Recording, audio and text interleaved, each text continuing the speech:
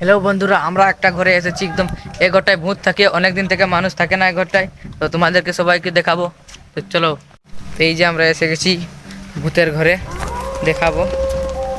তো এই তোমরা ভয় পেও না, অনেক দিন থেকে এই ঘরে কেউ থাকে না এবং ভূত ভূত বাস করে নিয়েছে। এই যে ঘরটার ভিতরে ছাগল দেখতে পাচ্ছেন।